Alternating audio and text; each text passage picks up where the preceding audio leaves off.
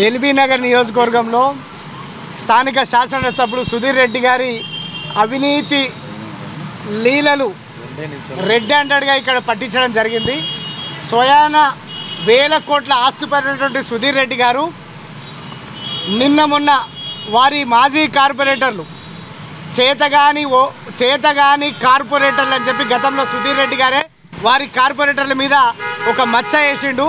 నిజమే, చేతగాని కార్పొరేటర్లు అని చెప్పి నిన్నటి వారి ప్రెస్ మీట్తోని స్పీచ్లతో రుజువైంది. దానికి ఉదాహరణ ఒకటే, సుధీర్ రెడ్డి గారి బంధువులకు సీఎం రిలీఫ్ ఫండ్ తీసుకోనికి హక్కు లేదా అని నేను ఒకటే ప్రశ్నిస్తున్నా ఈ నియోజకవర్గ ప్రజలను. సుధీర్ రెడ్డి బంధువులు తీసుకోవచ్చు, పేదోళ్ళు ఎవరైనా తీసుకోవచ్చు, కానీ సుధీర్ రెడ్డి కుటుంబ సభ్యులు తీసుకోవచ్చా? ఇది ఒకటి ఈడ తేడా, బంధువులకు కుటుంబ సభ్యులకు తేడా ఇదే. స్వయాన సుధీర్ రెడ్డికి పిల్లనిచ్చిన అత్తమ్మ, పిల్లనిచ్చిన మామ అంటే వారి కుటుంబ సభ్యులా వీళ్ళు బంధువులా? మీరు ఒక్కసారి ఆలోచన చేయాలి. వేల కోట్ల ఆస్తిపై ఉన్నటువంటి కూతురు ఒక పక్క, వేల కోట్ల ఆస్తులు ఉన్నటువంటి ఓమ్ని హాస్పిటల్ అధిపతి అంటే కొడుకు ఒక పక్క.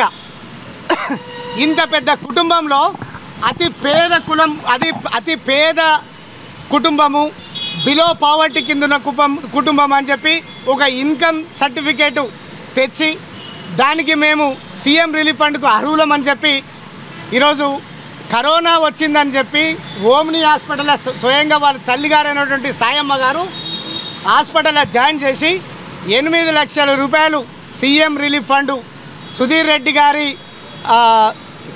సిఫారసు లెటర్తోని 8 లక్షల రూపాయలు తీసుకోవడం జరిగింది. మరి సుధీర్ రెడ్డి గారు ఎల్బీ నగర్ నియోజకవర్గంలో ఇంకా పేద కులస్తులు ఉన్నారు, ఇంకా పేద మధ్య తరగతి కుటుంబీకులు ఉన్నారు. వేలాది మందికి కరోనా సమయంలో కరోనా రోగం వచ్చి ఇన్సూరెన్సు ఇవ్వలేని పరిస్థితుల్లో తమ ఆస్తులు తాకట్టు పెట్టి తమ ఆస్తులు అమ్ముకొని కరోనా ట్రీట్మెంట్ ఇచ్చుకున్న కుటుంబాలు ఎన్నో వేల కుటుంబాలు ఉన్నాయి. మరి వాటన్నీ వదిలిపెట్టి వేలాది కోట్ల రూపాయలు సంపాదించుకున్న మీ కుటుంబంలోని స్వయాన మీ అత్తగారు అంటే మీ భార్య గారి అమ్మగారికి 8 లక్షల రూపాయలు సీఎం రిలీఫ్ ఫండ్ ఇచ్చినావు. మరి దానికి నిజంగా అతి పేద కుటుంబము, రైతు కుటుంబం అంటున్నావు. నేను ఒకటే అడుగుతున్నా, ఇంత పేద కుటుంబానికి మీరు వైట్ రేషన్ కార్డు ఎందుకు ఇప్పించలేకపోయారు?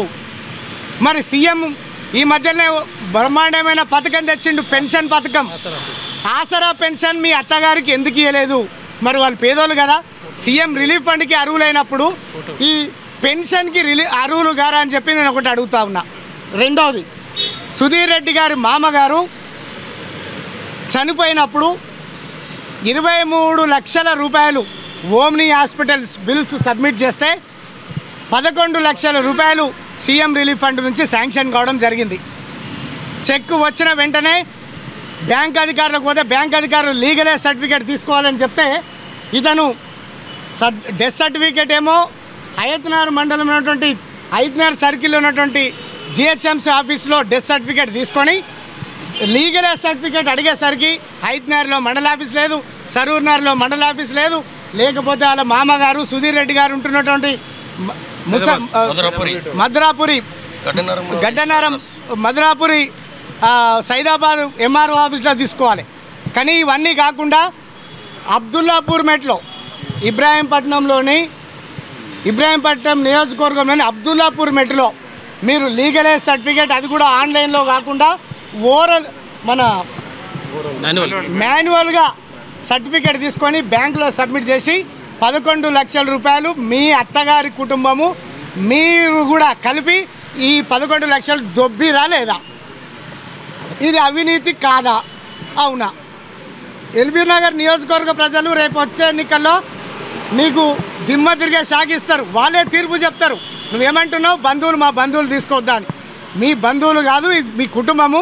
దీని మీద మండల ఆఫీస్ అధికారుల మీద, సరూర్నగర్ మండల ఆఫీస్లో ఫేక్ ఇన్కమ్ సర్టిఫికేట్ ఇచ్చిన సరూర్నగర్ మండల ఆఫీస్ అధికారుల మీద, అబ్దుల్లాపూర్ మెట్లోని మండల ఆఫీసర్ల మీద, దాంతోపాటు సీఎం ఆఫీస్లో ఉన్నటువంటి ఈ సీఎం రిలీఫ్ ఫండ్ చూస్తున్నటువంటి రాజశేఖర్ రెడ్డి గారు అనుకుంటా, సీఎంఓల ఆఫీస్లో రాజశేఖర్ రెడ్డి గారి మీద కూడా విచారణ జరిపించి వీళ్ళందరి మీద విచారణతో పాటు ఓమ్ని హాస్పిటల్ క్లియర్గా అతను ఏమంటున్నాడు, వీళ్ళ ఈ ముసలాళ్ళను మా అత్త మామను చూసుకుంటూ లేరు కాబట్టి మేము ఇచ్చినామని చెప్తున్నాడు.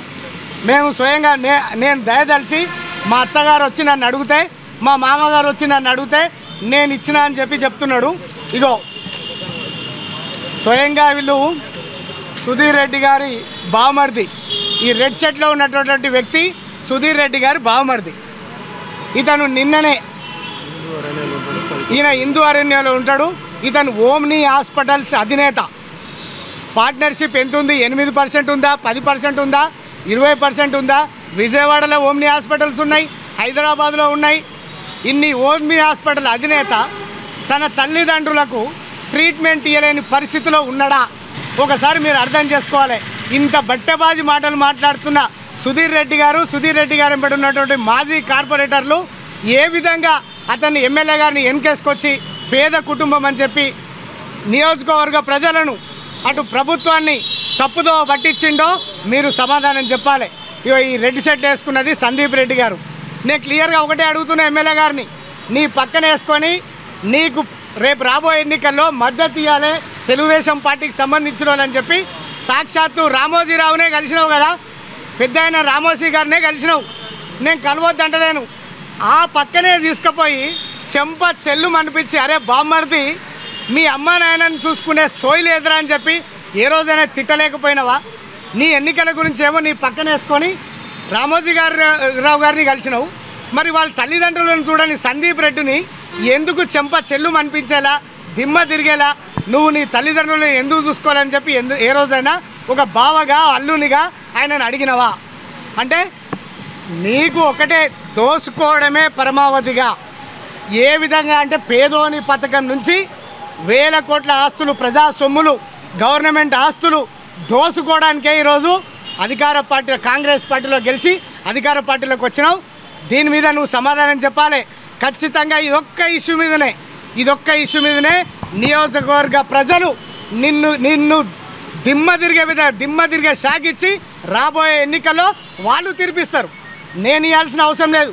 నేను తప్పుడు మాటలు చెప్తలేను, మా అధ్యక్షులు తప్పుడు మాటలు చెప్తలేరు, భారతీయ జనతా పార్టీ తప్పుడు మాటలు చెప్తలేరు, కాంగ్రెస్ పార్టీ కూడా మమ్మల్ని ఎన్కేసుకొస్తుంది అంటున్నారు. ఖచ్చితంగా అవినీతి పథకాలు సుధీర్ రెడ్డి గారు చేసినప్పుడు ఏ ప్రతిపక్ష పార్టీ అయినా వీటిని తీసుకొని ఖచ్చితంగా ప్రజా సమక్షంలో పెడతానని చెప్పి ఈ సందర్భంగా మనవి చేస్తూ దీని మీద సుధీర్ రెడ్డి గారు కుటుంబం స్వయంగా వచ్చి వివరణ చెప్పాలి.